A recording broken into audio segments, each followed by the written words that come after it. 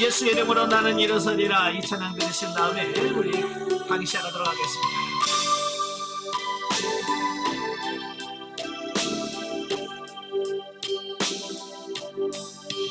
예수의 이름으로 나는 일어서리라 주가 주신 능력으로 나는 일어서리라 원수가 날 향해 와도 쓰러지지 않으리 주가 주신 능력으로 주가 주신 능력으로 주가 주신 능력으로 일어서리.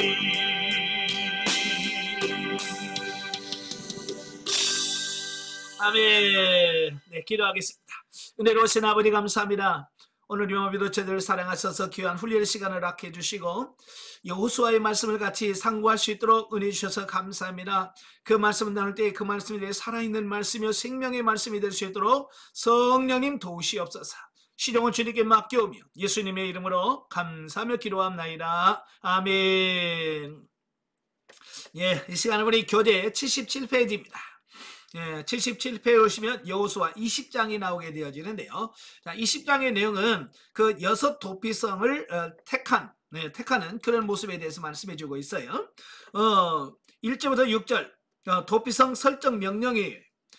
각 지파에 대한 기업 분배가 완전히 끝남으로써 가나안 땅을 아브라함의 자손에게 주시겠다고 하신 하나님의 약속은 그 약속이 주어진 지 약 690년 만에 성취가 되어집니다. 참 이런 걸 보면 하나님은 대단하신 분이에요. 그래? 한번 약속하시면 그게 시간과 상관없이 반드시 성취되더라 그 말이에요. 그래서 거의 690년 만에 아브라함에게 이 땅을 너와 내 후손에게 주겠다고 약속하신 그 언약이 그대로 성취되어지는 거죠.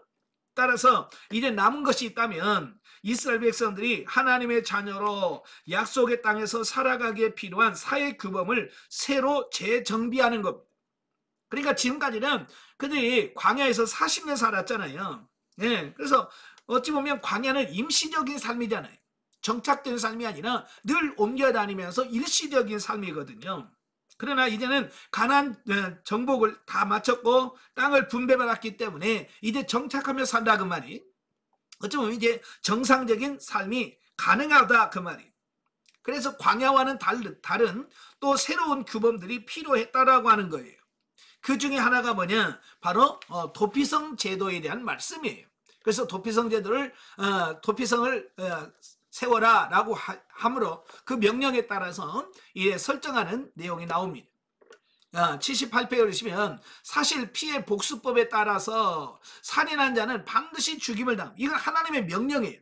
이게 다른 사람을 죽이면 반드시 그 사람은 죽게 되어 있습니다. 예, 이건 하나님이 정하신 거예요. 예, 그런데 문제는 뭐냐면 아무런 적의도 없이 부재 중에 오살한 자까지도 무조건 죽이는 것은 가혹한 처사일 뿐만 아니라 계속적으로 복수를 위한 살인을 불러일으킬 가능성이 있었다라고 하는 거예요. 예, 그렇죠. 그러니까 죽일 의도가 없는데 실수로 죽일 수도 있거든요. 예, 그럴 때도 죽음을 당한다라고 해서 좀 가혹하다는 얘기예요. 또 한 가지는 좀 가혹할 때 뭐랄까요? 원망하는 사람도 있을 거 아니에요. 만족하지 못한 사람, 왜 죽여? 라고 하는 그것 때문에 또 다른 사람에게 또 복수할 수 있거든요. 자, 그러다 보니까 나는 복수의 연속으로 인해서 계속 문제를 일으킬 수 있는 가능성이 있었다 그 말이에요. 그래서 하나님은 그러한 불상사를 방지하기 위해서 일종의 사회보장제도의 하나인 도피성 제도를 설정했고요. 우발적으로 살인한 자의 피해 보수자의 손에서 피할 수 있는 길을 열어주셨다라고 하는 겁니다. 그러니까 이건 문자적으로 적용할 수 있는데 문자적으로 적용하다 보면 문제점이 있다는 거예요. 예, 그러니까 살인도 두 가지 살인이 있어요. 첫째는 고의적인 살인. 그러니까 일부러 사람을 죽이는 경우가 있어요. 그 다음에 두 번째로는 의도치 않은 살인이 있어요. 그러니까 전혀 의도가 없어요. 성경에는 하나의 비유를 들어 설명해 주는데 뭐냐면 사람들이 나무하러 산에 올라가요. 예, 산에 올라가서 도끼질을 하다 보니까 나는 그 사람을 죽일 의도가 전혀 없었어. 생각도 없었고 죽일 마음도 없었고 아무도 해야 할 마음이 없었는데 그냥 도끼질하면 도끼가 빠져서 앞에 있는 사람을 죽게 하는 경우도 있다 그 말이에요. 그와 같은 경우 이게 전혀 그 사람을 죽일 의도도 생각도 없었는데 어떤 실수로 죽일 수 있는 어떤 이런 의도치 않은 살인이 있다 그 말이에요. 그래서 이 도피성제도는 바로 그와 같이 의도치 않은 살인자가 그 성에 피함으로써 그의 생명을 유지할 수 있도록 만드는 제도. 그러나 고의적으로 살인한 데는 도피성으로 피해도 못 삽니다. 죽습니다. 자, 그런 의미에서 볼 때에 이 도피성 제도는 예수 그리스도로 말미암는 구원을 예표한다라고 하는 거예요. 이게 이제 중요한 거예요. 왜냐하면 그리스도는 근본적으로 죄의 성품을 입고 태어나 죄 가운데 죽을 수밖에 없는 인간들을 하나님의 진노의 손길에서 구원해내시기 위하여 우리의 구속주가 되셨기 때문이다. 물론 우리가 하나님의 심판을 피하기 위해서는 이스라엘 백성들이 도피성으로 피하여 성읍 장로와 대제사장에게 자신의 허물을 다 고해야 했듯이 반드시 자신의 죄를 그리스도께 다 고하고 그리스도의 대속의 공로를 입어야 한다라고 하는 겁니다. 그러니까 우리가 구원을 얻기 위해서는 우리가 예수 그리스도를 믿고 우리의 죄를 회개하고 그랬을 때 우리의 구원이 이루어진다는 것이 이게 구약의 도피성 제도를 통해서 우리에게 확실하게 예수 그리스도를 통한 구원에 대한 예표 모형으로 우리에게 전해졌다라고 하는 사실이에요. 그러니까 의도치 않은 살인자라도 도피성에 들어가야 자기 목숨을 살 수가 있어요. 이 말은 무슨 말이냐면 오늘 저와 여러분이 예수 그리스도 안에 들어가야 예수 그리스도 안에 들어가야 우리가 구원받을 수 있다라고 하는 이 진리를 우리에게 말씀해 주는 거예요. 자, 그래서 7절부터 9절까지 오면 이제 도피성을 정하는데요. 여호수아가 모두 6개의 도피성을 설정합니다. 요단 동편에서는 루벤 지파의 성읍인 벳센, 갓 지파를 위해서는 길르앗 라모, 므낫세 반 지파를 위해서는 바산 골란이 도피성으로 요단 동편 땅에는 지정이 됐고요. 자, 요단 서편에는 납달리 지파의 성읍 게데스, 에브람 지파 성읍의 세겜, 유다 지파의 기럇 아르바, 다른 말로 헤브론이라고 하죠. 자, 이렇게 6군데를 설정을 했어요. 자, 이처럼 도피성은 이스라엘이 차지하는 가나안 땅 전역에 걸쳐서 골고루 선정이 되어 있습니다. 그래서 이 도피성으로 구별된 성읍을 보면 대부분 어디서나 볼 수 있도록 산 위에 위치해 있어야 된다. 어디서든지 볼 수 있는 곳이 도피성이 돼야 되고 또 성읍으로 가는 길도 넓고 평탄하게 잘 닦여 있어서 부지중에 살인한 자가 재빨리 도피할 수 있어야 된다라고 하는 거예요. 그러니까 도피성으로 가는 길은 잘 닦아놔 가지고 빨리 갈 수 있도록 그런 준비를 해놔야 된다라고 하는 거예요. 이게 도피성을 선정하는 조건입니다. 산 위에 있어야 돼서 모든 사람 볼 수 있어야 되고 모든 사람이 어디서든지 갈 수 있는 넓은 길이 다 있어야 된다라고 하는 거예요. 물론 도피성은 이스라엘 자손뿐만 아니라 이방인과 나그네도 이용할 수 있었다. 이것은 오늘날 인종과 신분과 지위고하를 막론하고 누구에게나 동일한 구원의 은총을 베풀어 주신다는 것을 의미한다. 그러니까 구원에는 차별이 없다는 거예요. 구약에서 도피성으로 피신하는데 그 도피성으로 갈 때 이건 유대인만 들어가야 돼, 남자만 들어가야 돼, 그게 아니라 다 열려 있다는 거예요. 유대인도 가능하고 이방인도 가능하고 여자도 가능하고 다 모든 분에 차별이 없어요. 이것은 오늘날에 구원에는 차별이 없다는 이 진리를 전해주는 겁니다. 교회 오면서 예수님이 야 너는 피부가 까마니까 너 구원 못 받아, 그런 적 있어요 없어요? 없어요. 너는 여자니까 안 돼, 너는 키가 작으니까 안 돼, 그런 거 하나도 없어. 누구든지 주 예수 그리스도의 이름을 믿고 부르는 자는, 주의 이름을 부르는 자는 구원을 얻으리라. 구원에는 차별이 없다, 이걸 얘기하고 있는 거예요. 또 살인자가 도피성으로 들어감으로써 사는 것처럼 내가 곧 길이요 진리요 생명이니 나로 말미암지 않고서는 아버지께로 올 자가 없느니라 라고 하는 말씀처럼 그분께 나아가는 길 외에는 구원의 방도가 없음을 말씀해 주고 있습니다. 그러니까 부지 중에 살인자가 살 수 있는 길은 다른 건 없어요. 도피성으로 들어가면 돼. 그 외에는 살 길이 없습니다. 오늘은 마찬가지예요. 내가 구원 이루기 위해서는 예수 그리스도 안에, 예수 그리스도 안으로 우리가 들어가야 진정한 구원이 그 안에서 이루어진다는 것을 말씀해 주고 있습니다. 자, 영적이에 보죠. 79페이지 영적이 1절부터 6절에 보면 하나님께서는 요단강을 중심으로 동편과 서편에 각각 세 곳 도피성을 두도록 하셨는데 이것은 우리에게 육신적인 실수는 물론 영적인 실수도 있을 수 있음을 간접적으로 밝혀주는 말씀이다 라고 하는 겁니다. 이 말이 무슨 말이냐면 저와 여러분이 완벽하다면 굳이 이게 우리 저와 여러분이 완벽하다면 굳이 이런 도피성 제도 같은 건 만들 이유가 없지요. 그죠? 저와 여러분이 이 땅에 있는 사람은 다 불완전하다는 거예요. 언제든지 실수할 수 있고 범죄할 수밖에 없다는 것을 하나님도 아신 거예요. 그래서 앞으로 살아갈 동안에 너희가 부득이하게 실수해서 다른 사람을 해하게 될 때에 이 도피성 제도를 만들어 놓으므로 구원을 받게 만들어 놓으신 거거든요. 하나님도 저와 여러분이 연약하다는 걸 다 알아요. 완벽하지 않다는 걸 알아. 근데 문제는 뭐냐면 누가 몰라요? 사람들이 잘 몰라. 자기 자신이 완벽한 줄 알아요. 여러분 완벽한 사람 하나도 없습니다. 그러니까 교만하지 말라는 얘기예요. 이 말은 넌 교만하지 말고 늘 겸손해라. 사도 바울이 뭐라 그래? 고린도서 10장에 선줄로 생각한 자는 넘어질까 조심해라. 사람은 완벽하지 않다는 것을 하나님께서는 이미 아셨고 그렇기 때문에 우리에게 피할 길을 하나님께서 도피성 제도를 통해서 마련해 놓으셨다라고 하는 것을 기억하시면 좋겠습니다. 그래서 저와 여러분이 완벽하지 않기 때문에 우리는 실수할 수 있어요. 실패할 수 있습니다. 그럴 때 우리가 우리의 구원주 되시는 예수 그리스도께 피하면 그 예수 그리스도로 말미암아 온전한 구원을 받게 된다는 거 꼭 기억하시면 좋겠습니다. 자, 21장으로 가지요. 21장은 레위인의 전국 성읍 분배에 대한 말씀이에요. 1절부터 41절까지 보면 레위 지파의 성읍.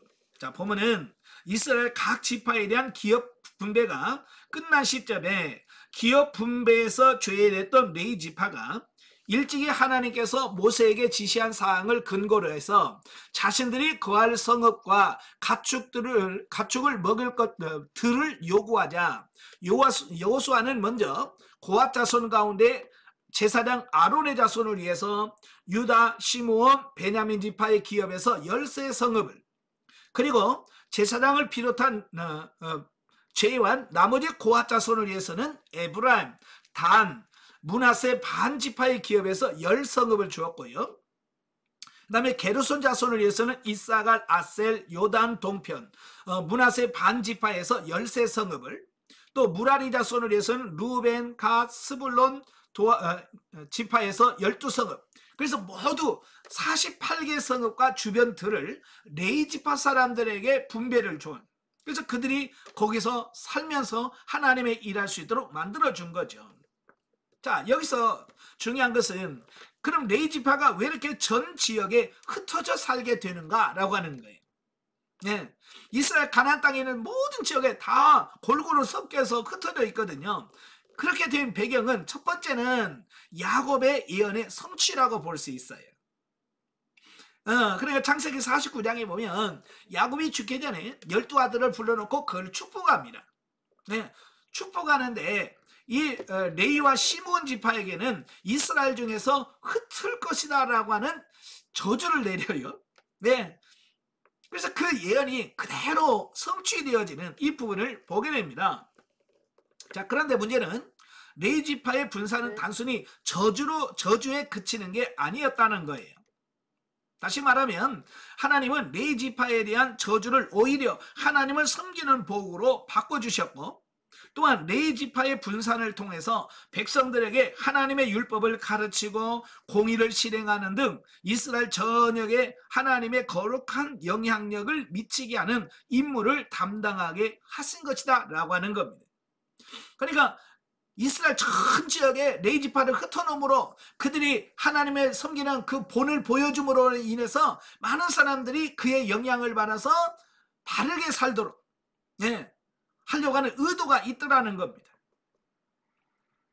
이것은 오늘날 세상의 빛과 소금으로 부름받은 성도들이 자신이 속한 사회 각 분야에서 하나님의 뜻을 펼치며 그리스도인으로서의 향기를 품어내는 삶을 살아야 함을 교훈하고 있다. 이것은 오늘 저와 여러분도 마찬가지죠. 예수 믿는 사람들이 공동체를 형성해서 어느 마을이나 산골에서 이렇게 똘똘똘 뭉쳐 사는 거, 이게 하나님 원하는 삶이 아니라는 거예요. 하나님은 예수 그리스도를 믿는 사람들이 물론 모여서 예배하고 찬송하며 기도할 수는 있지만 거기서 은혜 받고 어떻게 해야 돼요? 흩어져야 돼요. 가정으로 흩어져야 되고 마을로 흩어져서 그 삶의 현장에서 하나님의 그 영화로우심을 증거하는, 뭘로? 삶을 통해서 증거하는 삶을 살아야 된다라고 말씀해주고 있습니다. 그래서 이걸 다른 말로 흩어지는 교회라는 표현을 씁니다. 그래서 오늘날은 모이는 교회와 흩어지는 교회, 모여서 우리가 예배하고 기도하고 은혜 받고, 굉장히 중요합니다. 그 다음에 모인 사람들끼리 야 우리는 너무 행복해, 너무 좋아 라고 해서 자기들만 이렇게 사는 게 아니라 이제는 모여서 은혜 받았으면 흩어져서 그 은혜를 전할 수 있는, 증거할 수 있는 사람으로 바뀌어야 된다는 것을 의미하고 있는 거예요. 우리 한국교회는 모이는 것은 좀 돼요. 모여서 으쌰으쌰하고 은혜 받고 이것까지는 되는데 문제는 뭐냐면 흩어지면 영향력이 없다는 거예요. 교회 안에서는 집사님, 권사님, 장로님, 목사님인데 딱 그 교회 밖에 나가면 전혀 목사가 목사답지 않고 권사가 권사답지 않고 장로가 장로답지 않고 집사가 집사답지 않은 거예요. 이게 문제라고 말이에요. 여러분은 교회 안에서나 교회 밖에서나 항상 하나님을 믿는 그 사람다운 삶을 사셔야 돼. 너희는 세상의 소금이요 빛이라고 그랬거든요. 교회 안에서만 빛이라고 안 했어요. 분명히 잘 기억하셔야 돼요. 너희는 세상의 빛이라고 그랬지 교회 안에서 빛이라고 안 했어요. 그래서 우리가 교회 밖에서도 영향력을 끼칠 수 있는 저와 여러분들이 되셔야 된다 그 말입니다. 자 43절부터 45절까지 보면 안식을 누리게 된 이스라엘. 자 보면은 각 지파에 대한 기업 분배와 레인의 그 성읍 할당을 마침으로써 하나님께서 약속하신 가나안 온 땅을 이스라엘에게 다 주셨음과 저들이 안식을 누리게 되었음을 44절에서 밝히고 있습니다. 자 이제 하나님의 뜻이 다 성취되었음을 선포하고 있죠. 자 이처럼 하나님은 아브라함에게 처음 약속하신 이후에 690년이 지났지만 결코 당신의 언약을 잊지 아니하시고 다 이루셨다. 자, 아까도 말했지만 이건 정말 대단한 일이에요. 여러분 약속하면 우리는 시간이 조금 지나면 잊어버립니다. 그죠? 일부러 잊어버려요. 고의적으로 잊어버리죠. 그래서 기억이 없는데 우리는 그런 표현을 합니다. 그러나 하나님은요 절대로 그런 일이 없으시다 그 말이에요. 그러니까 아브라함에게 한 약속이, 그 약속이 이스라엘 가운데 성취되기까지는 약 700년이나 다 돼요. 700년이라는 시간이 흘렀어도 하나님은 그 약속을 잊지 아니하시고 그대로 성취하신대. 그러니까 그런 하나님을 우리가 신뢰할 수 있고 믿을 수 있다 그 말이에요. 만약에 하나님이 여러분 우리들처럼 약속해놓고 야 깜빡했다. 그러면 하나님 믿을 뭐가 돼요? 하나님 어떻게 믿어요? 깜빡했다고 그러고 나 기억 못하는데 기억이 없다 그러면 그런 하나님 어떻게 믿어요? 그렇잖아요? 근데 하나님은 그런 하나님이 아니시라고 말이에요.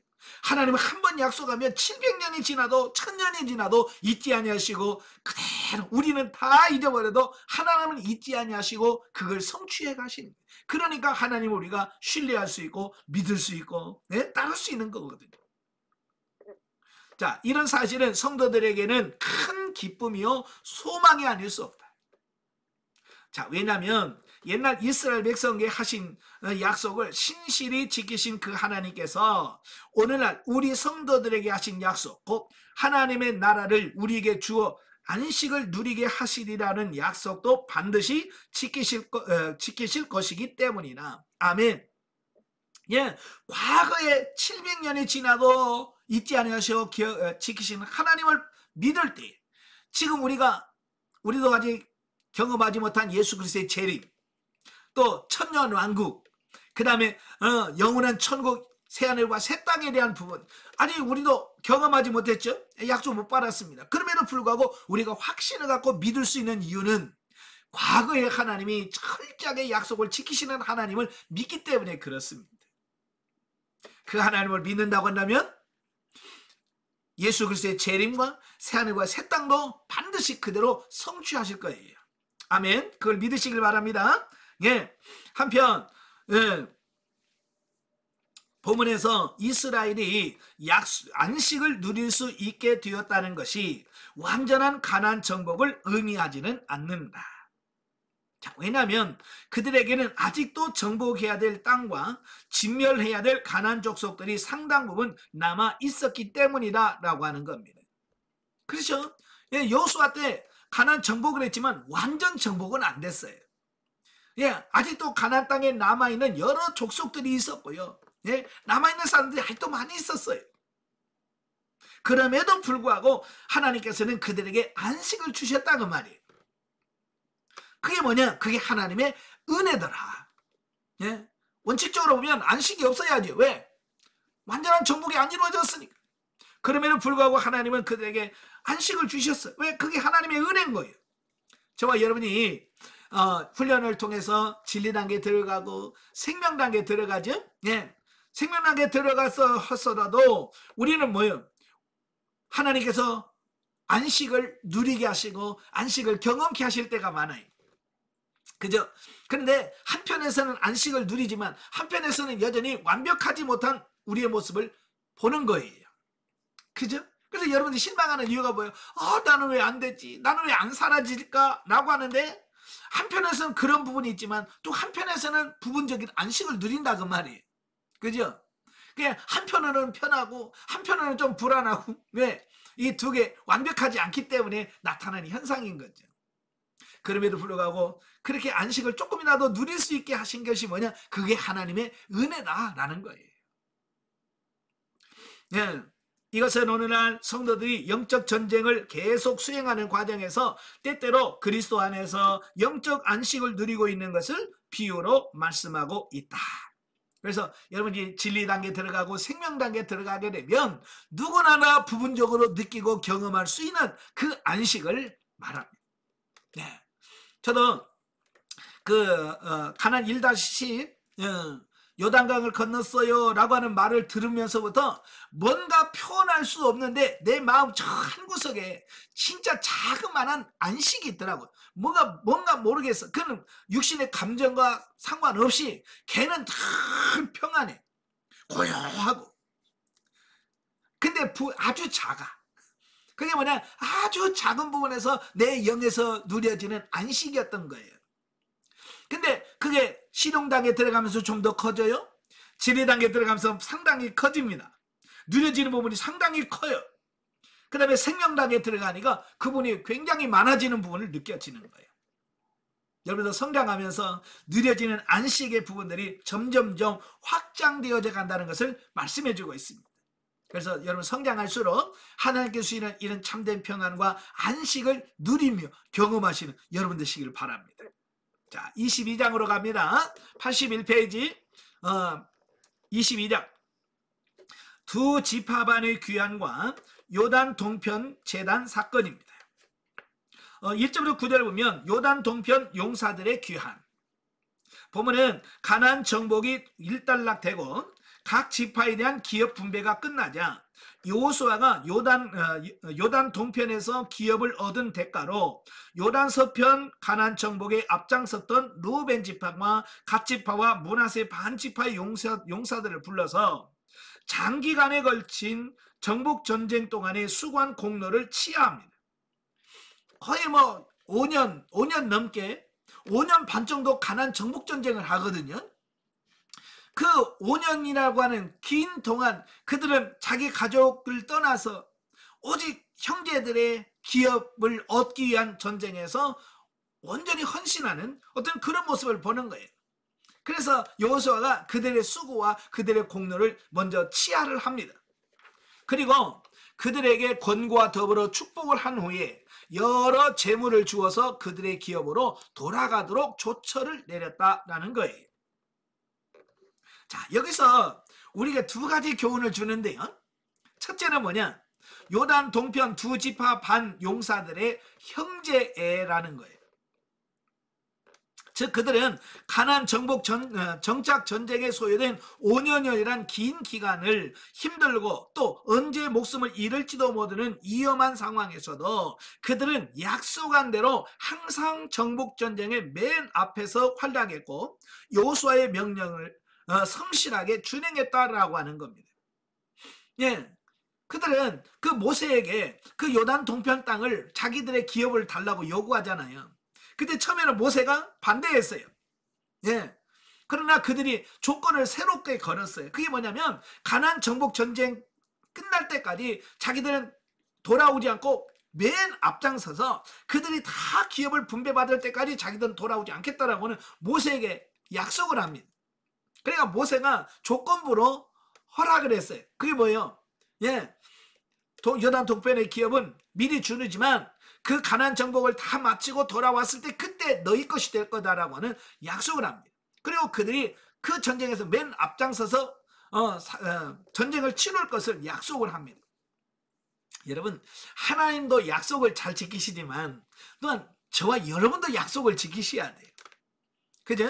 예, 그래서 이 두 지파파는 모세에게 한 약속을 그대로 성취합니다.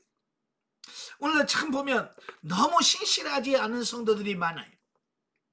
여기서 신실하지 않다는 말은 약속해놓고 금방 잊어버려요. 안 지킨다는 말이에요. 약속을 너무 쉽게 안 지키는 분들이 너무 많거든요. 가장 우리가 잘 어기는 게 시간 약속. 예를 들어서 몇 시에 만납시다 그러면 좀 시간 좀 지켜요. 하나님께 예배 드릴 때도 몇 시입니다. 몇 시까지 들어오세요 라고 하면 이 훈련 받으면서도 마찬가지예요. 몇 시부터 시작합니다. 몇 시부터 들어오세요 라고 하면 그 약속을 지켜야 돼. 근데 우리는 그 시간 약속을 잘 안 지킨다는 말이에요. 예, 이것부터 우리가 잘 지켜야 결국은 나중에 하나님에게 약속했을 때 그 약속을 지킬 수 있는 사람이 되어지는 거예요. 그래서 약속 잘 지키시길 바래요. 예. 그 다음에 두 번째는 귀환하는 두 지파반을 빈손으로 보내지 않는 여호수아의 미덕이다. 즉 여호수아는 전쟁에서 노획한 많은 재산과 가축 및 기타 재물을 두 지파반의 용사들에게 주어 그들의 가족들과 나누어 갖도록 선물로 허락했다라고 하는 겁니다. 예, 그들은 사실 5년 넘게 그 정복 전쟁에서 얼마나 열심히 일했습니까? 근데 돌아갈 때 그냥 빈손으로 가면 안 되잖아요. 그죠? 일한 대가가 있을 거 아니에요. 그래서 그 얻은 노획물들을 다 챙겨서 그들의 몫을 다 주어서 가서 가족들과 나눌 수 있도록 배려를 했다라는 사실이에요. 자, 이건 뭘 말하냐? 일한 대가를 지불하는 것은 굉장히 중요하다. 근데 가끔 보면 그렇지 못한 경우가 참 많다라고 하는 거예요. 자, 교회에서도 마찬가지예요. 교회에서도 자칫 잘못하면 노동력을 착취하는 그런 일들이 생겨요. 봉사라는 미명으로. 그죠? 봉사라고 하는, 은혜라고 하는 그 미명하에서 그냥 공짜로 대가 없이 하는 이런 경우가 많아요. 물론 우리가 전도라든지 이런 일일 때는 우리가 뭐 돈 받고 전도하고 그런 건 아니잖아요. 그죠? 그런 부분은 있지만 만약에 그것이 생업과 관련돼 있을 때는 봉사와 생업은 구분할 수 있어야 된다 그 말이에요. 자, 예를 들어서 이런 거예요. 예를 들어서 전기 수리를 하는 것이 그 사람의 생업이에요. 그냥 전기를 고쳐서 뭐 하는 것은 그 사람의 생업인데 교회에서 교회 공사하면서 전기 공사를 그분한테 시켰다 그 말이에요. 우리 교회 성도라고 그냥 공짜로 해. 그러면 돼야 안 돼? 안 돼요. 그분은 그게 생업이야. 그냥 먹고 사는 생업인데 생업하는 사람한테 와가지고 예? 무료로 하라고 하면 이건 아닌 거예요. 이건 노동력 착취예요. 물론 그 자기 생업 외에 자기가 시간을 내서 야간에 와서 잠깐씩 하는 거야. 얼마든지 할 수 있죠. 예. 그러나 그렇지 않을 경우에는 그런 부분에서는 대가를 지불하는 것이 옳다라고 하는 거예요. 근데 가끔 보면 교회에서 너무 공짜를 좋아해. 아무것도 대가를 지불하지 않고 그냥 교회니까 봉사하라고. 네. 이제 이러면 안 된다 그 말이에요. 아시겠죠? 네. 그 다음에 10절부터 20절에 보면 요단강가에 세운 제단. 자 보면은 가나안 정복 전쟁을 마치고 이래 돌아가는 요단 동편 두 지파반 용사들이 요단강가에 이르러 거기에 큰 단을 쌓음으로 이제 요단 서편 지파들 사람들과 오해하여서 그들과 싸우기 위하여 실로에 모여서 사실 여부를 확인하기 위한 조사단을 파견한 내용이 13절부터 20절에 나와요. 자, 사실 요단 동편 두 지파반은 가족을 뒤로 한 채 요단을 건너서 5년이란 오랜 세월을 전장에서 보내고 요단을 건너가 자기들의 기업으로 돌아가게 되었다는 것은 매우 감격스러운 일이 아닐 수 없었다. 그렇잖아요. 5년 동안 전쟁에서 쓰고 5년 만에 집에 돌아가. 얼마나 감격스럽고 얼마나 빨리 돌아가고 싶었겠어요. 그죠? 그런데 그들이 요단가에 딱 왔을 때 한 가지 고민이 있는 거예요. 고민과 감사가 있는 거예요. 첫째 감사는 뭐예요? 전쟁터라는 것은 언제 죽을지도 모르는 위험한 순간들이 많잖아요. 그죠? 그럼에도 불구하고 그들을 보호해 주신 하나님의 은혜가 너무 큰 거예요. 그죠? 전쟁에 나가서 죽을 수도 있지만 하나님께서 지켜주셨기 때문에 건강하게 지금 갈 수 있다는 거예요. 그래서 하나님 은혜에 고맙다는 감사하는 마음이 하나 첫 번째 있었고, 또 하나의 고민은 뭐냐면 자신들도 요단 서편 지파와 동일한 하나님의 언약 백성임을 증거하기 위하여 큰 단을 쌓았다는 거예요. 자, 이러한 그들의 행위는 매우 신앙적인 행동이요 민족적 화합을 위한 애국심의 발로였습니다. 그러니까 요단 동편 사람들이 건너가라 요단에 큰 단을 쌓았는데 이것은 뭐 우상을 숭배하려고 하는 게 아니고 하나님을 떠나려고 하는 것이 아니라 하나님 은혜에 감사했고, 요단 서편이나 동편이나 우리는 같은 하나님을 섬기고 같은 믿음의 공동체야라고 하는 것을 상징하기 위하여 돌단을 쌓은 거예요. 이것은 너무 좋은 거예요. 잘못된 게 하나도 없어요. 근데 문제는 뭐냐? 요단 서편 사람들이 그것을 바라보는 그들의 시각의 문제였다는 거예요. 그래서 요단 서편 지파들은 그들의 행동을 오해한 거예요. 저것들이 우상 숭배하려고 하는 거야? 하나님을 떠나려고 하는 거야? 라고 하는 어떤 그런 오해를 가졌다 그 말입니다. 그래서 그들은 실로에 모여가지고 야 그들을 치자. 어제까지는 같은 전우로서 같이 전장에서 막 같이 뒹굴었던 그들인데도 불구하고 그들이 우상 숭배한다고 생각하니까 하나님을 떠났다고 생각하니까 어때요? 전쟁을 통해서 그들을 치자라고까지 아주 과격하게 나온다 그 말입니다. 자, 우리는 본문을 통해서 우리 많은 교훈을 받으셔야 돼요. 그러니까 같은 사건, 같은 현상을 두고도 이렇게 서로 다른 의견이 있을 수 있다는 것을 인식해야 돼. 그러니까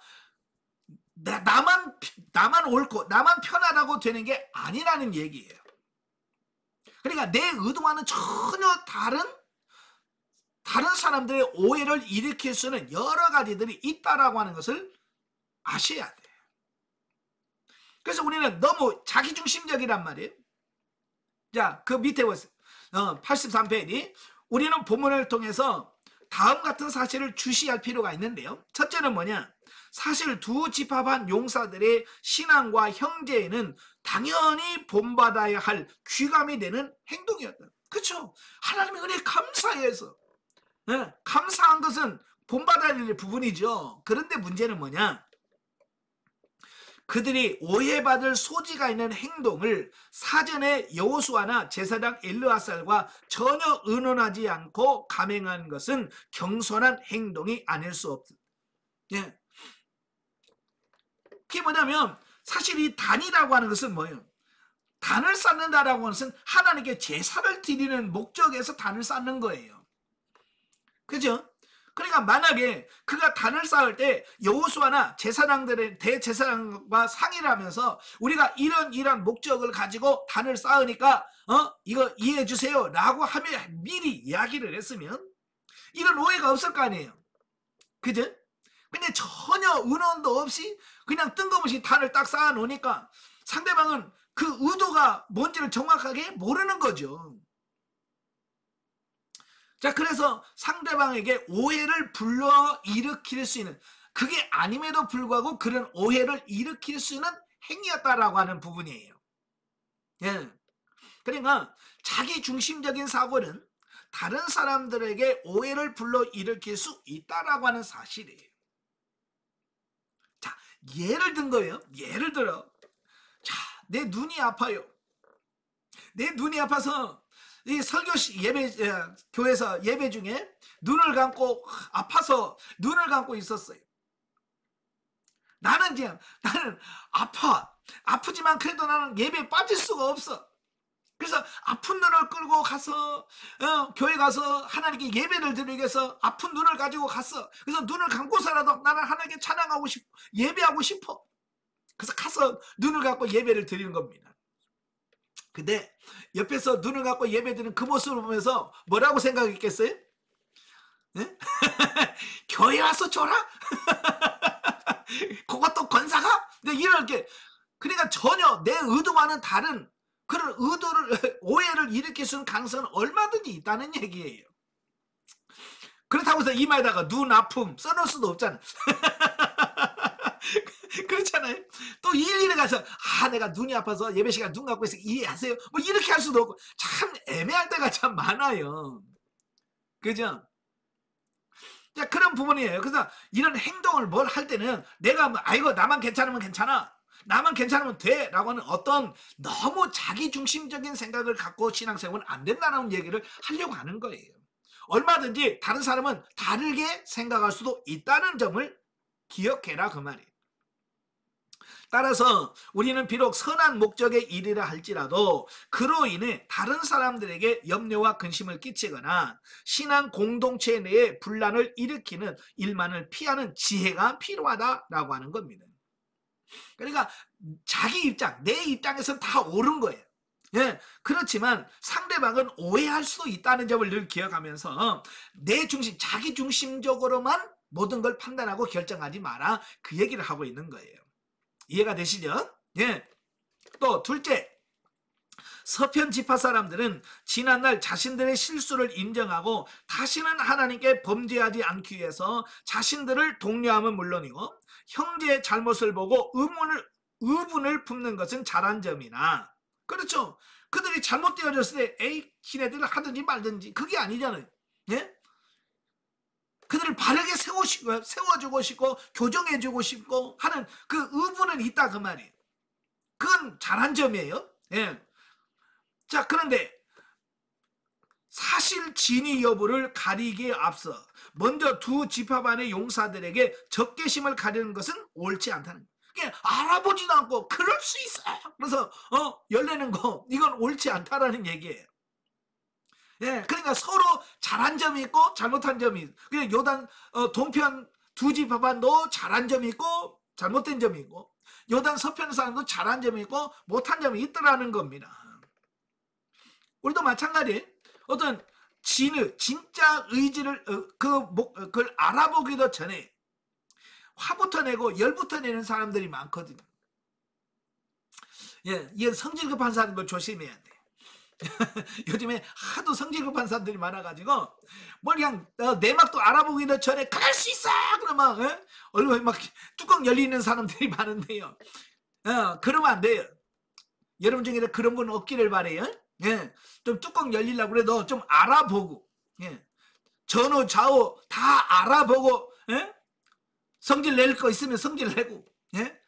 이제 그래야 되는데 알아보지도 않고 하는 게 문제라고 말이에요. 자, 마찬가지로 우리들은 어떤 일의 진위를 파악하기 이전에 자신의 주관적인 생각만으로 성급하게 남을 정죄해서는 안 된다.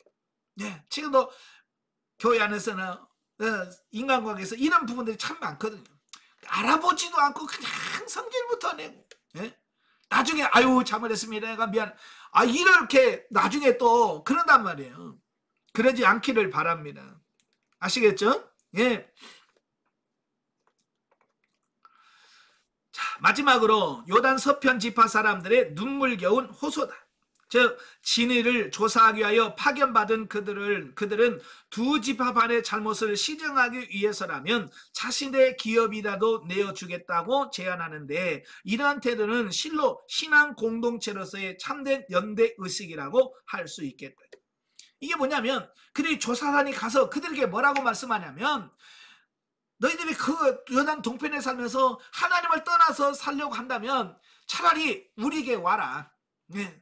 요단 서편으로 건너와라. 그러면 우리가 이미 받은 기업이라도 너희에게 떼어줘서 같이 신앙 안에서, 네? 내가 손해보더라도, 네? 신앙을 지키자. 이렇게 양보하는 거예요. 여러분, 내가 받은 기업 누가 떼주려고 그래? 그렇잖아요. 자기가 이미 기업 분배받은 것을 그들에게 떼어주려고 누가 하겠습니까? 그런 마음은 없어요. 그런데도 이들은 뭐요? 자기가 희생하더라도 그들에게 신앙적으로 같이 그들을 품을 수 있는 그 마음이 있었다는 거예요. 이건 그만큼 그들이 그래도 영적으로 성장했다라고 하는 부분인 거예요. 그런 마음을 가지고 가니까 이해가 쉬운 거예요. 자, 그래서 21절 34절이면 분쟁의 해결.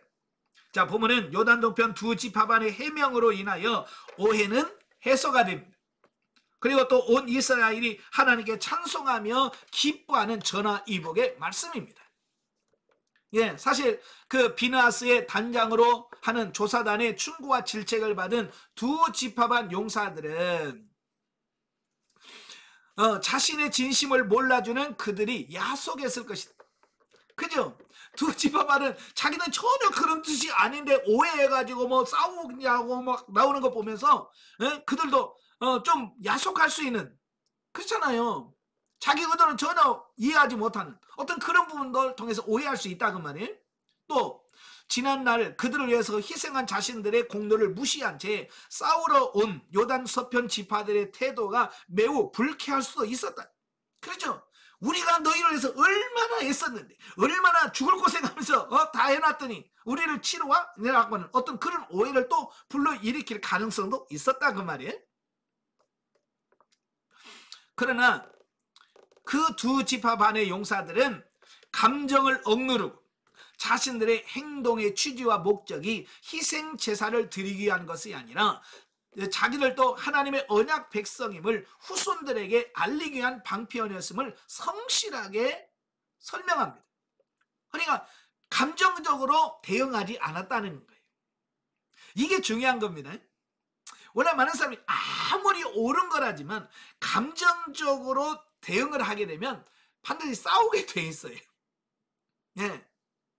그래서 부부간에도 마찬가지고 형제들 간에도 마찬가지고 교회 안에서도 마찬가지고 이 감정적으로 대립하면 안 돼요.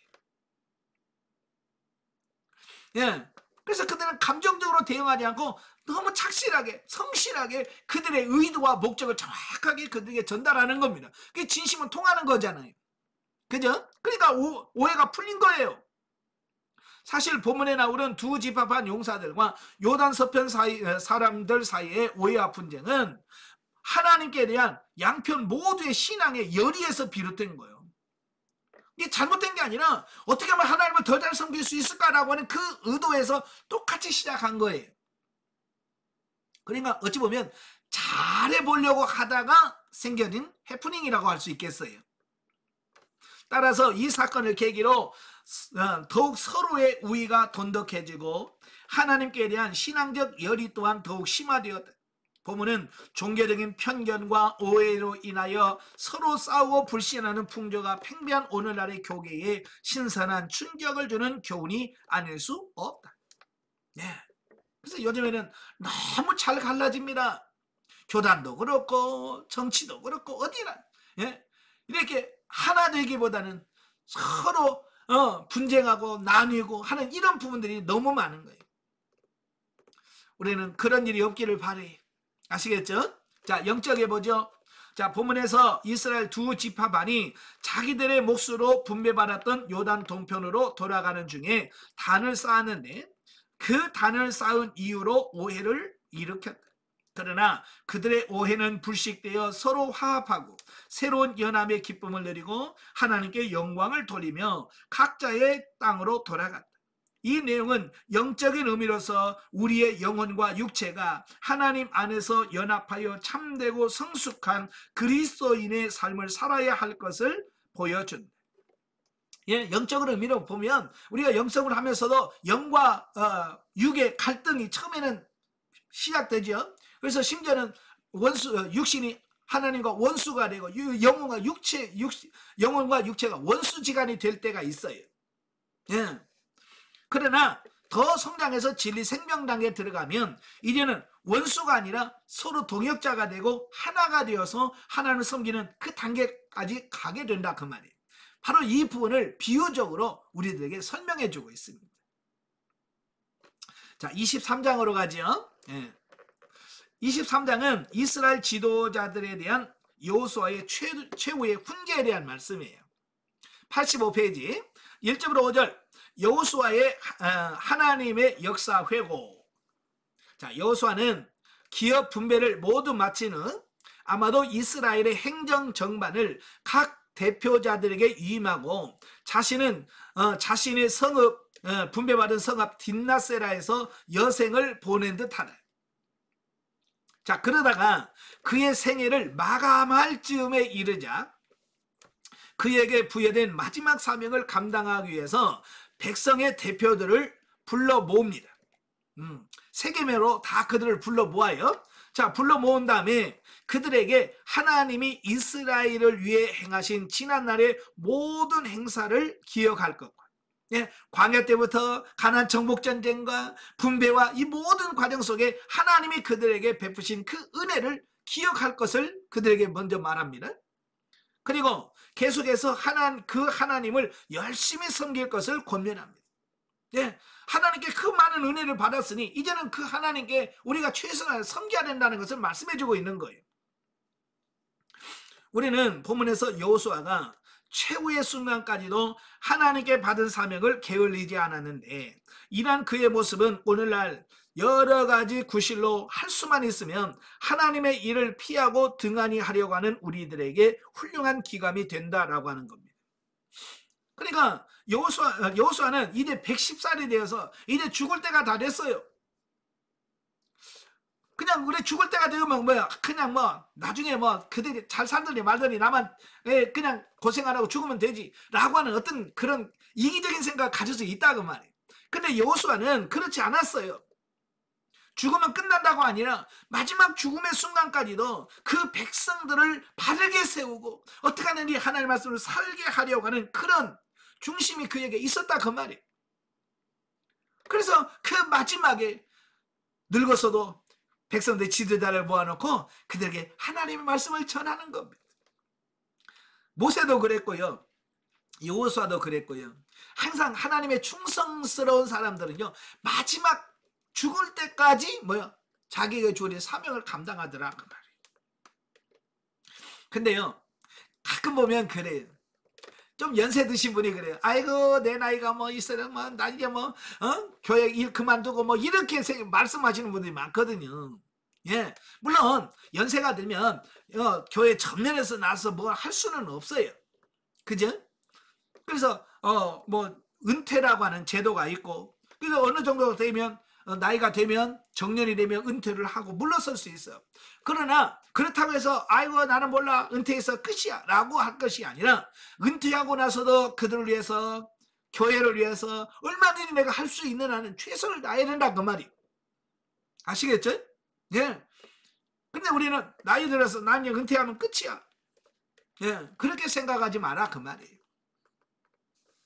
또한 보면은 여호수아가 이스라엘 대표자들에게 지난날 하나님께서 이스라엘을 위하여 친히 싸워 주셨다는 사실과 또 이스라엘 백성에게 기업을 주셨다는 사실을 상기시키면서 그 하나님께 앞으로 남은 가나안 족속을 마저 쫓아내고 그 땅의 백성들에게 주실 것이라고 언급을 합니다.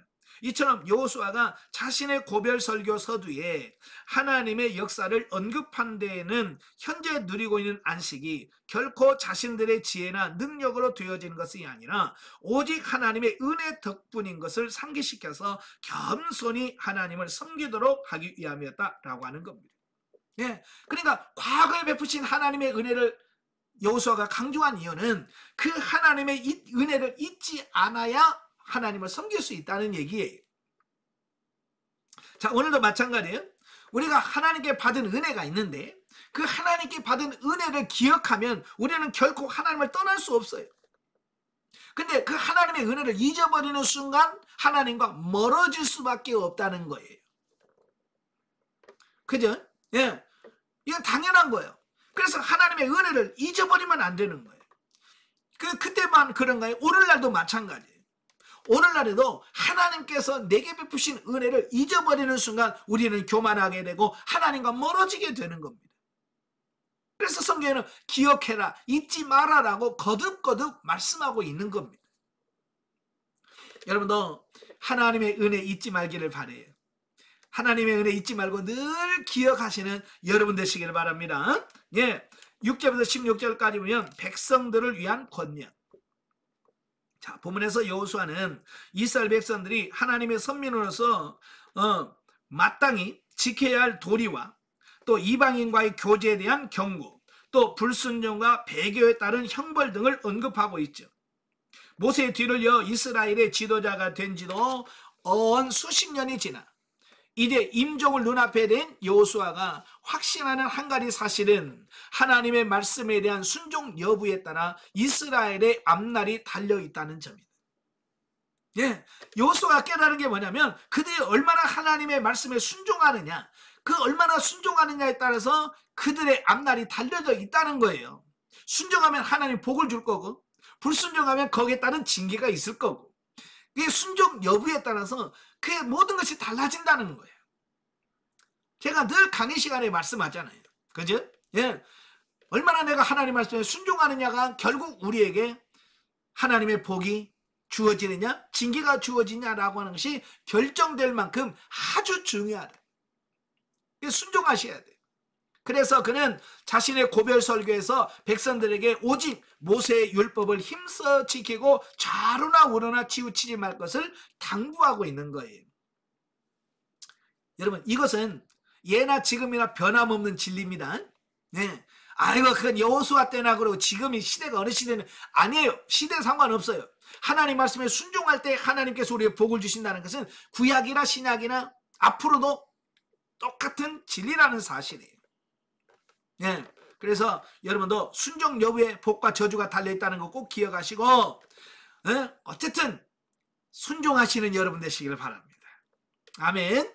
예, 교재 86페이지. 자, 특히 여호수아는 백성들에게 가나안 족속들과 혼인과 우상 숭배를 엄격히 금지시켰습니다. 예. 자, 혼인이라고 하는 것은 결혼하는 거예요. 또 그들의 우상 숭배를 하는 것을 엄격히 금지시켰는데 그것은 가나안 족속과의 혼인으로 말미암아 백성들이 이방 풍습에 물드는 것을 막고 또한 하나님께 대한 배교 행위인 우상 숭배 행위를 막기 위함이었다라고 하는 겁니다. 예나 지금이나 이 결혼이라고 하는 것은 굉장히 중요한 거예요. 예. 특별히 이방, 여기서 이방인이라고 하는 것은 물론 혈통적으로 이방인을 의미하기도 하겠지만 신약시대는 혈통적 이방인을 이방인이라고 취급하지 않습니다. 예, 영적인 이방인, 하나님을 믿지 않는 사람들을 이방인이라고 합니다. 아시겠죠? 그러니까 지금은 이방인이 누구라고요? 예, 예수 안 믿는 사람. 예, 같은 나라 민족이라도, 같은 형제라도, 같은 한 가족이라도 예수를 믿지 않으면 이방인과 같은 거예요. 그래서 사도 바울도 결혼하면서 결혼을 얘기할 때 뭐라고 그래요? 예, 믿지 않는 자들과 결혼하지 말아요. 예, 믿지 않는 자들과 먹이를 같이 하지 말라라고 말씀하고 있어요. 이게 불신 결혼이 얼마나 큰 영향을 미치는가라고 하는 것을 이해하셔야 돼요. 그래서 여러분 자신을 더 물론 이제 뭐 다시 재혼할 일은 없잖아요, 그지? 예. 그러나 여러분 자녀들이 있잖아요. 결혼하지 않은 자녀들이 있을 경우, 결혼하지 않은 자녀들이 있을 때 그들을 결혼시킬 때 재산 보고 어떤 사회적인 이런 걸 보고 결혼시키겠습니까? 아니잖아요. 정말 그 사람 믿는지, 바르게 신앙생활을 하고 있는지, 자, 이걸 보면서 결혼을 시켜야 그 자녀들이 영적 안에서 하나님을 잘 섬길 수 있는 이런 부분이 되어져요. 만약에 불신 결혼을 하게 되면 얼마나 그 신앙 지키기가 어려워요. 그죠? 자칫 잘못하면 더 배우자에게서 일에 의해서 떠나갈 수도 있고 하나님을 떠날 수도 있잖아요. 배교할 수도 있잖아요. 그런 가능성이 있기 때문에 여기서 이방인과 가나안 족속과 혼인을 금지시켰다라고 하는 거예요. 자, 사실 가나안 족속은요, 이스라엘과 교제의 대상이 아니라 철저히 진멸시켜야 할 대상이다. 예, 가나안 땅에 있는 7 족속들은 이것은 하나님의 명령에 의해서 진멸해야 할 대상이에요. 왜요? 그들의 죄악에 대한 하나님의 심판이 실행되어지는 과정이거든요. 그래서 그들은 가나안 땅에 있는 7 족속들은 다 진멸해야 돼요. 그럼에도 불구하고 하나님의 섭리와 이스라엘의 불신앙적인 행동으로 인해서 그 일이 성취되지 못하고 다윗 시대에 이르러서야 비로소 온전히 성취되어집니다. 예. 자, 이걸 통해서 완벽하게 이루어지는데 얼마나 어려운지에 대한 부분을 말씀해 주고 있어요. 아마 여러분 훈련받으면서 자아처리 수십 번 들었죠. 쉽게 돼요, 안 돼요? 나 자아처리 다 됐다고 손 들어봐요. 나 자아처리 다 됐다. 한 번도 없죠. 이거 쉽지 않아요. 이스라엘에서 가나안 땅에 남아있는 그 7 족속들 그걸 다 진멸한다는 게 쉬웠겠으면 얼마나 빨리 했겠어요. 그런데 그게 다윗 시대까지, 다윗 시대까지 거의 또 400년이 지나가요. 400년이라는 시간이 흘러가야, 이 여호수아 때부터 400년이 흘러가 뒤에서는 그 가나안 땅에 있는 7 족속들 다 진멸해요. 그만큼 자아처리가 쉽지 않다는 얘기를 하는 거예요. 아시겠죠? 그러니까 그렇다고 해서 포기하지 말고, 그래도 마지막까지 자아처리를 하려고 몸부림치는 여러분들이 되셔야 된다, 그 얘기를 하고 있는 거예요. 아무튼 이스라엘 백성들은요, 가나안 족속을 진멸하고 그들과의 교제는 단호히 배격해야만 했다. 왜냐하면 남겨진 족속들을 통해 장차 자신들에게 올무와 덫이 되며 또한 채찍과 가시가 되어 자신들을 괴롭힐 것이기 때문이다. 이스라엘은 여호수아의 경고를 무시함으로 큰 고통을 겪어야만 했다라고 하는 겁니다. 예, 제가 훈련받으면서 처리해야 된다라고 수없이 얘기하면서 1차 감정 처리, 2차 감정 처리, 3차 감정 처리, 다 처리를 해놓고 그렇게 얘기를 해도요, 안 해요. 그래서 상담받으면서 생명당에 들어오면 그분들이 뭐라고 해요? 아, 목사님 요즘엔 너무 힘들어요 라고 말한단 말이에요. 그게 뭐냐, 힘들다고 말하는 이유는 뭐예요? 처리하지 못한 그 부분들이 드러나기 때문에 힘든 거거든요. 순종하셔야 돼요.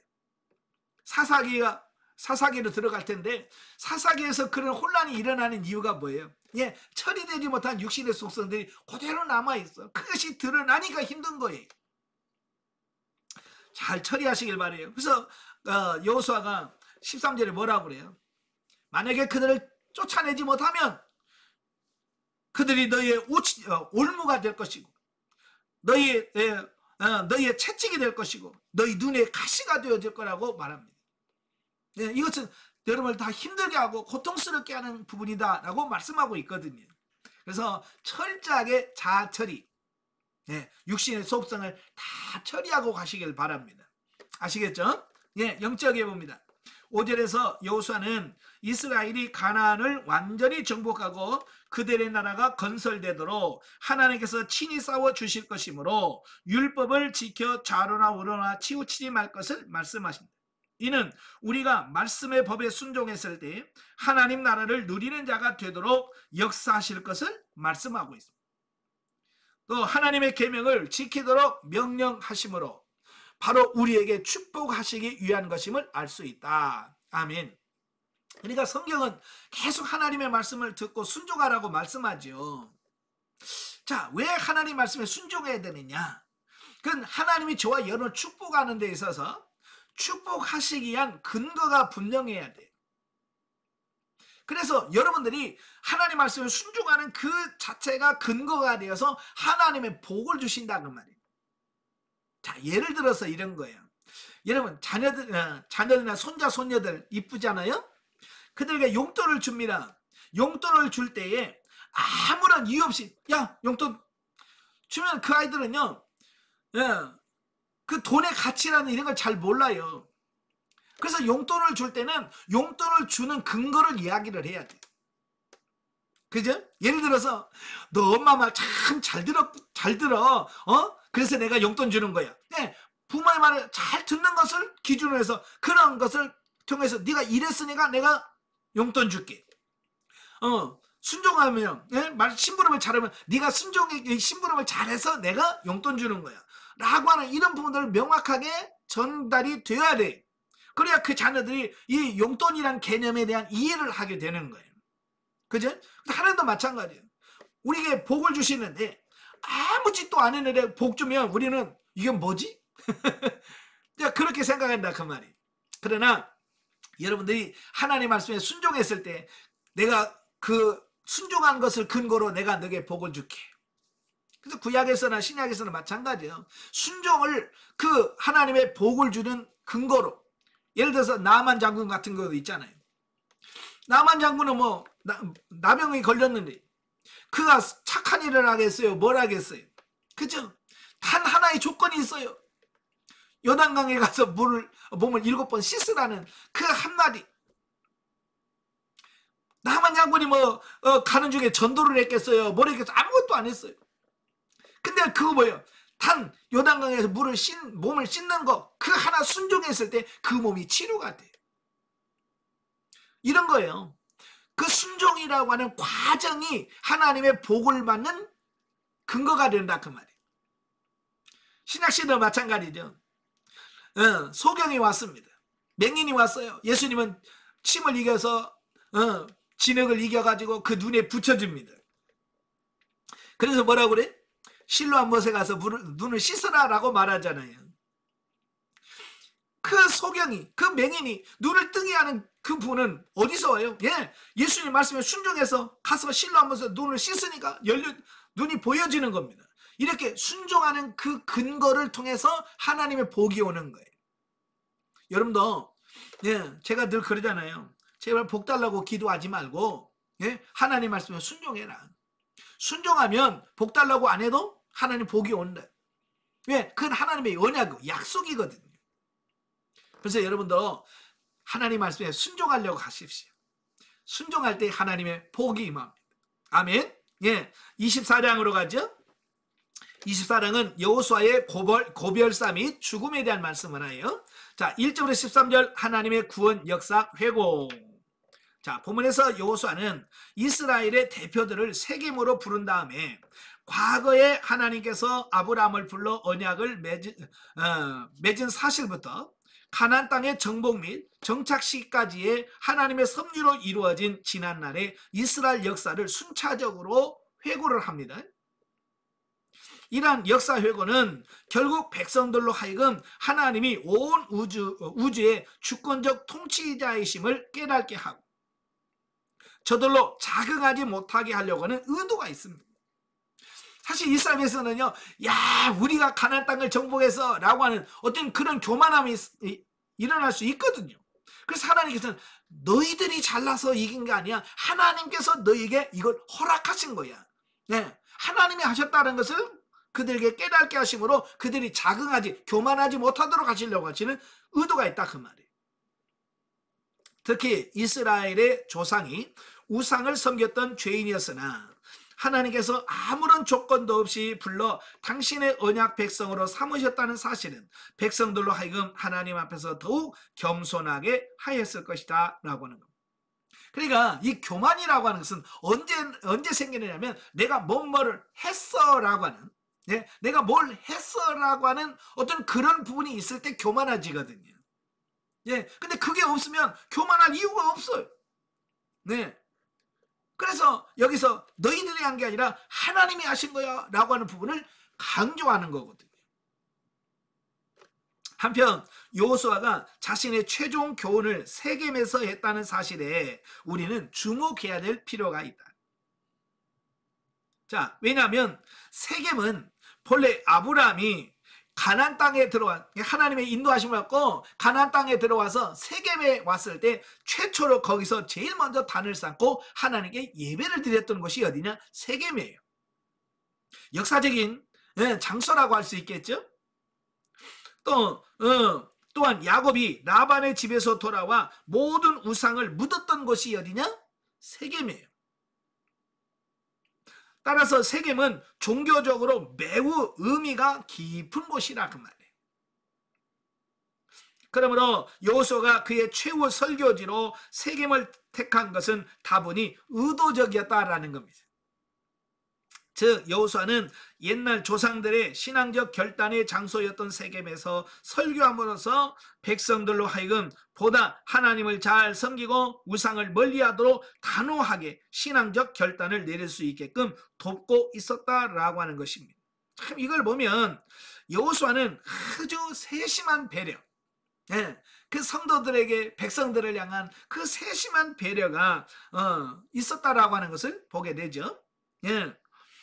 이러한 그의 모습에서 우리는 어떻게든 백성들을 바른 길로 인도하려고 최선을 다하는 그의 열의와 백성들에 대한 뜨거운 애정을 엿볼 수 있다. 자, 14절부터 18절까지 보면 여호수아의 촉구와 백성들의 결단. 자, 본문에서 여호수아는 백성들에게 하나님을 섬기든지 우상을 숭배하든지 가부간의 결정을 해라 라고 촉구를 하고 있어요. 그러니까 백성들은 우리는 우상을 숭배하자고 이방신 섬기지 않고 우리는 하나님만 섬기겠다라고 결단을 하죠. 자, 여기서 우리는 첫째, 하나님과 세상을 겸하여 섬길 수 없고 반드시 양자택일을 해야 된다는 점을 말씀해 주고 있습니다. 하나님과 세상을 같이 동시에 사랑할 수 없어요. 세상을 사랑하든지 하나님을 사랑하든지 우리는 가부간의 결단을 해야 돼요. 근데 우리는 다 하나님이 못한다고 하는데도 불구하고 우리는 할 수 있다고 봐요. 그죠? 그래서 일명 양다리 신자라고 그러죠. 양다리. 양쪽에 걸치는 걸 말이에요. 세상에 한 다리, 하나님께 한 다리. 그래서 양다리를 걸치고 우리는 중간에서 균형 잡힌 신앙생활을 하려고 노력하는 게 오늘날 우리들의 모습인데, 그건 이미 하나님께서 못한, 너희는 못해. 예수님께서도 이건 못해. 재물과 하나님을 겸하여 섬길 수 없다라고 하나님은 이미 못한다고 했어요. 그러니까 하나님 못한다고 하는 걸 우리는 양다리로 할 수 있습니다 라고 생각하는, 이건 그 자체가 교만인 거예요. 하나님 못한다고 그랬어요. 이제 우리는 둘 중에 하나만 선택할 수 있어요. 누구를 선택할까요 과연? 누구를 선택하실 건가요? 세상을 선택하실 건가요? 하나님을 선택하실 건가요? 물어보나 마나죠. 하나님을 선택하신 여러분 되시길 바랍니다. 두 번째로, 신앙의 결단은 강요로 되어서는 안 되고 반드시 자유로운 상태에서 피부로 경험하고 눈으로 목도하는 체험 속에서 자발적으로 이루어져야 된다는 점이에요. 그러니까 여호수아는 지도자로서 하나님 안 믿으면 다 죽일 거야, 믿을 거야, 안 믿을 거야, 이게 아니란 말이에요. 그들에게 하나님의 은혜를 다 이야기한 다음에 나는 하나님만 섬기기로 결단했다. 너희는 어떻게 할 거냐? 그들의 자유의지를 통해서 자발적으로 선택하도록 만드는 거예요. 이거 굉장히 중요합니다. 또 세 번째, 결단의 시기는 항상 있는 것이 아니라 바로 현재 이 순간이 마지막 때일 수도 있다는 점을 교훈받고 있습니다. 사실 여호수아가 계속 살 게 아니잖아요. 이제 곧 갈 거예요. 바로 이제 죽습니다. 그 여호수아가 그런 여호수아의 설교를 들을 때가 마냥 기회가 있는 것이 아니잖아요. 어찌 보면 여호수아가 마지막 설교, 오늘 본문이 마지막 설교였을 거예요. 그 마지막 설교 때 너희가 결단을 하고 그랬을 때 아멘하고 결단하고 하나님을 따름으로 순종했던 것처럼 여러분도 영성훈련도 마찬가지죠. 이거 뭐 나중에 받지 뭐. 그게 나중에 기회가 될지 안 될지는 아무도 모르는 거예요. 그렇잖아요. 예. 뭐 오늘 이렇게 영성훈련 훈련 받지만 예를 들어 다음 주에 못 보실 분도 계셔. 그렇잖아요. 장담할 수 있어요? 예. 다음 주 오기 전에 하나님이 일로 와라 그러면 가야 되는지 뭐. 아니요 나는 영성훈련 안 끝났어 난 못 가요. 그런 사람 있어요? 아니 하나님 부르시면 가야지. 저도 마찬가지예요. 주님 부르시면 가야지. 이거 영성훈련 해야 해서 난 못 가요. 난 못해. 난 주님 원하시면 가야 돼. 그렇잖아요. 그러니까 오늘 결단하고 오늘 최선을 다하는 것이 우리가 해야 할 일이라 그 말이에요. 이게 미래로 나중으로 미루지 말라 그 말이에요. 한편 본문에서 백성들에게 신앙적 결단을 촉구하면서 이스라엘 백성 전부가 하나님을 떠난다 할지라도 자기와 그의 가정만은 하나님을 섬기겠다라고 선언을 합니다. 이러한 그의 선언은 이미 수십 년간을 젊은 시절부터 갖고 있던 신앙의 표현이었다. 예. 그렇죠. 여호수아는 정탐꾼 시절부터 그 하나님에 대한 신앙, 그의 믿음을 잃지 않고 끝까지 유지하고 지켜왔어. 이게 참 중요한 거예요. 예. 신앙과 믿음을 끝까지 지킨다고 하는 거예요. 이게 쉽지 않아요. 아마 여러분 영성훈련 처음 시작할 때와 지금하고 여러분의 마음이 어때요? 나는 처음이나 지금이나 똑같다 손 들어봐요. 자, 난 처음보다 지금이 더 뜨거워졌다 손 들어봐요. 두 분, 지금 아무래도 식은 것 같다 손 들어봐요. 아마 안 들걸요? 배가 안 들. 아마 여러분 손 안 들어도 다 알 거예요. 예. 시간이 지나면서 식어지는 것은 어찌 보면 인간의 속성 중에 가장 당연한 거예요. 저도 그걸 알아요. 그래서 여러분들이 그 마음이 그 열정이 식어지지 않도록 늘 기도하면서 하나님께 열심을 품고 달려가는 이게 필요한 거예요. 예. 그렇지 않으면 어느 정도 가다가 낙오하고 나중에는 떨어지고 그냥 그렇게 될 거예요. 여러분의 그 믿음이 식어지지 않기를 바라요. 그 결단이 식어지지 않기를 바랍니다. 예. 특히 여호수아는 자신뿐만 아니라 자신의 가족과 함께 하나님만을 섬기겠다라고 선언을 했는데 이는 여호수아가 이스라엘의 지도자라는 막중한 책임을 맡고 있으면서도 가장으로서 가족의 신앙을 돌보는 일을 결코 소홀히 하지 아니했음을 증거해 준다. 이처럼 가장은 무엇보다도 가족의 영적 문제를 책임질 수 있어야 된다라고 하는 겁니다. 예. 그러니까 그는 국가 지도자예요. 네, 국가 지도자로서 역할도 있지만 가족으로서 가장으로서 그 가족들의 믿음과 신앙을 지켜가도록 유지한다는 것도 쉽지 않아요. 그러니까 여러분도 권사로서 교회에 충성하고 봉사하는 것 중요합니다. 그러니까 교회에 막 봉사하니라고 그 교회 봉사 때문에 내 가족의 신앙과 믿음을 챙기지 못한다면 이 또한 잘못된 거다 그 말이에요. 교회에 충성해야 돼요. 그죠? 교회에 충성해야 됩니다. 그러나 내 자녀들, 내 남편, 내 식구들, 내 아내 그들의 신앙도 챙길 줄 아는 이게 중요한 거예요.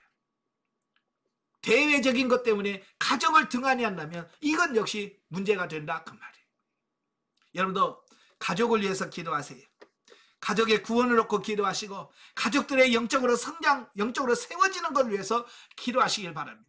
그것이 여러분의 교회에 충성하는 것만큼 중요하다는 거 꼭 기억하시면 좋겠습니다. 자, 19절부터 28절에 보면 백성들의 약조, 신앙적 결단을 촉구하는 여호수아의 요구에 백성들이 오직 하나님을 섬기겠노라 라고 결단을 합니다. 그런데 여전히 여호수아는 백성들이 쉽게 죄의 유혹에 넘어갈 것을 너무나도 잘 알고 있었습니다. 그래서 그는 본문에서 뭐라고 그래요? 백성들로부터 재차 다짐을 받은 후에야 비로소 언약을 세우고 기념비를 세워 증거로 삼습니다. 왜냐하면 여호수아는 그 백성들의 변덕을 잘 알고 있거든요. 언제 또 어떻게 뒤집어질지 손바닥 뒤집힐까라는 걸 아니까 그들이 우리는 하나님만 섬기겠습니다 라고 말해도 너희 얼마 못 가서 또 뒤집힐 거야.